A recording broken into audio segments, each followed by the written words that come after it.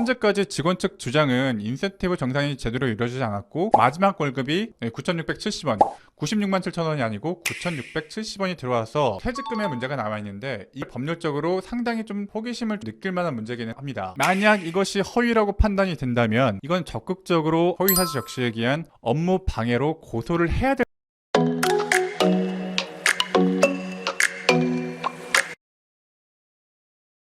레오라는 셰퍼드 견이 있죠. 이 레오의 상태, 똥오줌 다 묻은 상태에서 방치되었다가 나중에 트럭으로 실려갔다. 그리고 다시 보지 못했다 라고 하고 있는데, 강영욱 씨 측의 입장에서는 직원이라면 레오가 어떤 케어를 받았는지 다 알 수 있을 것이고, 마지막에 안락사를 당하기 직전에 직원들도 다 인사할 수 있는 시간을 다 가졌기 때문에 직원이 쓴 글은 아닐 것이다 라고 얘기를 좀 하고 있어요. 사실 반려견을 어느 정도로 돌보았는지, 어느 정도 케어가 필요했는지, 이런 것은 주관적인 영역이기 때문에 이것을 사실이다 아니다 이렇게 딱 단정 짓기는 좀 어렵긴 합니다. 이런 것은 그 당시에 제3자들, 직원들 확인을 통해서 그 당시에 어떤 케어가 이루어졌고 방치가 되었는지 아닌지, 객관적인 일반인의 관점에서도 방치라고 볼 수가 있는 것인지, 아니면 주관적으로라도 방치되었다고 오해할 만한 여지가 있었는지, 아니면 허위 사실을 진술을 해서 강영욱 씨를 모욕한 건지, 그런 부분에 대해서 확인이 되어야 될 것 같습니다.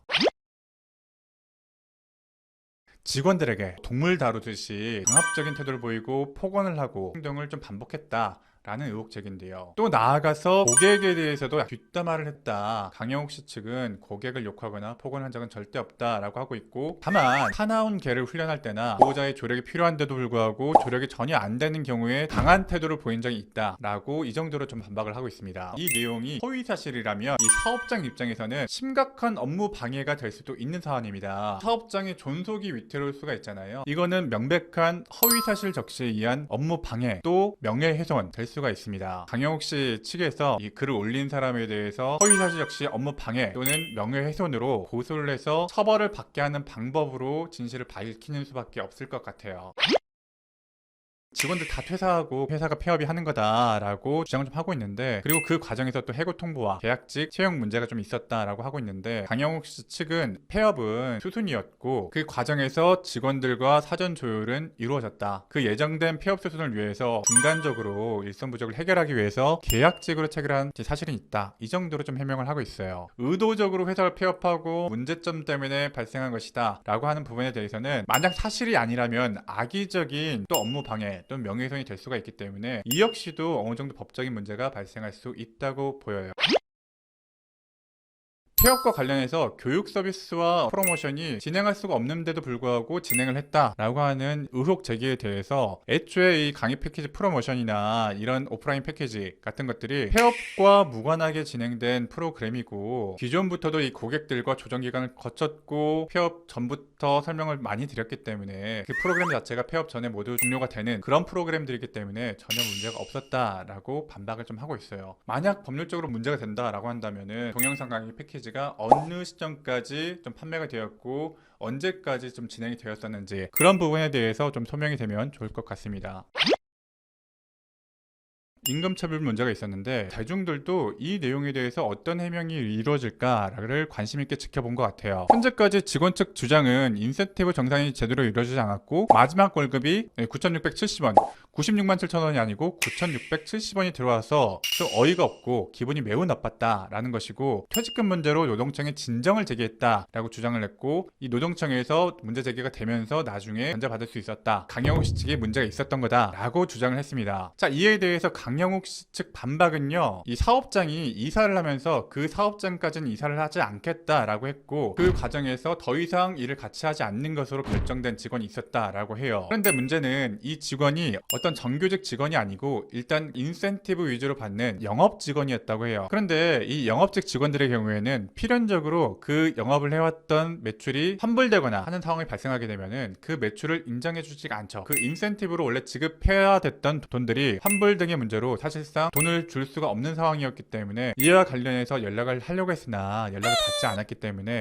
의도적으로 연락을 좀 달라라는 취지로 만원에 3.3%를 떼서 96,700원을 지급을 했던 거다, 이렇게 이렇게 좀 설명 좀 하고 있어요. 사실 이 문제 같은 경우에는 그 직원에게 주어야 할 인센티브가 얼마였는데 실제로 어느 정도의 환불이 발생했고 매출에 누락이 발생하는 바람에 인센티브를 지급하지 않아야 될 사정이 있었고 그거는 근로계약상 이 정도였다. 이런 것들이 소명되어야 할 거예요. 퇴직금의 문제가 남아있는데 이 법률적으로 상당히 좀 호기심을 느낄 만한 문제기는 합니다. 프리랜서라면 원칙대로라면은 퇴직금이 발생하지 않는 게 맞는데 사실 우리가 뭐 헬스장 같은 거 가보면 헬스장 트레이너분들이나 이런 분들 있잖아요. 기본급을 받는 분들도 있고 아예 프리랜서 계약을 하면서 3.3% 떼고 프리랜서 계약하는 분들도 있습니다. 이 프리랜서 계약을 하더라도 기본적인 일을 하거나 일정에 맞춰서 어떤 지시 감독을 받거나 정확한 시간이 정해져 있지 않더라도 몇 시부터 몇 시 정도는 사무실에 나와야 된다거나 하는 그런 규칙들이 정해져 있다면 이분들의 경우에는 프리랜서 계약을 하더라도 근로자로 취급되는 경우가 있어요. 그러면 퇴직금이 발생하거든요. 그 프리랜서 중에서도 어떤 지시 감독을 받고 일정 시간 근무하고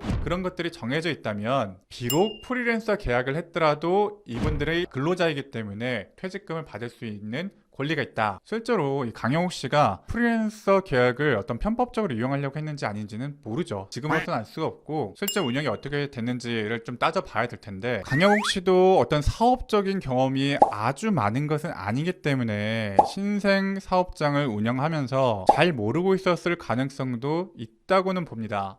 이런 것들은 사실 실제로는 근로를 지키면서 그리고 지시감독도 다 하면서 기본급을 제대로 주지 않고 퇴직금을 주지 않고 편법적인 수단으로 이용하기 위해서 프리랜서 계약을 악용해왔기 때문에 이런 식으로 지금 판례가 형성이 되어 있는 거거든요. 지금 문제가 딱 그 경계에 있는 문제였던 것 같아요. 강영욱 씨 측은 프리랜서 계약을 한다라는 의사로 이분을 계약을 좀 했던 건데 노동청에서 봤을 때는 어느 정도의 지시감독은 있었다고 본 것 같고 근로 형태가 단순한 프리랜서로 보기엔 좀 어렵고 근로자에 가깝다. 그래서 퇴직금을 줘야 한다라는 결론에 이르렀던 것 같아요. 알고 나면 고쳐야죠. 그래서 알고 나서는 퇴직금을 지급하고 연차 수당도 지급하고 오히려 좀 고맙다. 이 사건 이후로 좀 많이 배웠다. 이런 식으로 좀 얘기를 좀 하고 있는 거죠. 자, 이렇게 좀 추려보면 일단 첫 번째 이슈 CCTV 이슈에 대해서는 법률적인 쟁점이 될 수가 있을 것 같고요. 실제로 어떤 식으로 운영을 했는지에 대해서 설명이 좀 되어야 될 것 같습니다. 자, 그리고 메신저 감시 이게 사실이라면 정보통신망법상 비밀침해가 될 여지는 있는데 네이버 라인웍스가 어떤 식으로 운영이 되고 있는지 또 그 타임스탬프라는 게 어떤 식으로 기록이 남고 관리자는 어떤 식으로 확인할 수 있는지에 대해서 확인 좀 해봐야 될 것 같고요. 혐오 발언이 있다거나 어떤 대표를 조롱한다거나 또는 대표의 자녀를 조롱한다는 거는 선 넘은 좀 면이 좀 있죠. 그런 것들을 어느 정도 참작 사유로 봐줘야 될 것인가 그런 것도 같이 좀 따져봐야 될 것 같아요. 그 다음에 화장실 문제나 스팸 이런 문제 같은 경우에는 직접적으로 법률적인 쟁점이 될 거라고 생각은 안 하는데 근로자의 입장에서 이런 일이 있었다라는 것을 노동청에 신고를 해서 확인을 받아야 될 사안이라고 보여요. 신축 건물 하자보수나 에폭시 공사 논란 같은 경우에는